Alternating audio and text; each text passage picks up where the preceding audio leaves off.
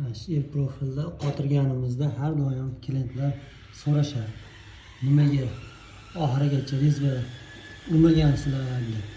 Bu oxirigacha urmaganim sababi rezvada ushlab turibdi. Rezvada qolgan samarasi. Mana bu reka bor joy oxirigacha urganmiz.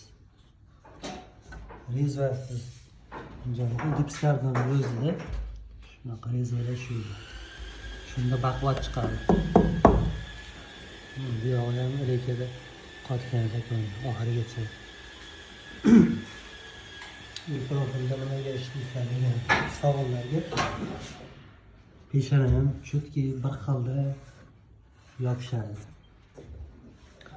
Bu yoqdan qotiladi. Sinmasdan chiroyli bo'lib qotadi. Agar bunaqa rekachalar shu profilda o'rniga ishlasangiz sinib qolishi ehtimoli bor. Dipskardan bir xilda qilmaydi, egilmaydi. To'g'ri, chotki yopishgan dipskar. Bu profilga hamma joyi tegib turadi. Sinmaydi shunday.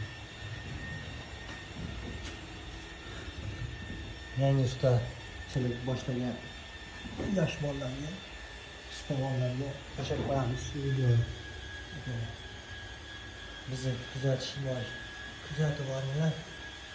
Chiroyli videolarni qilib boramiz. Passetka kabilarni chiqarib qo'yganmiz. Ikkala tomondan passetka bo'ladi. Bitta peshona bo'ladi.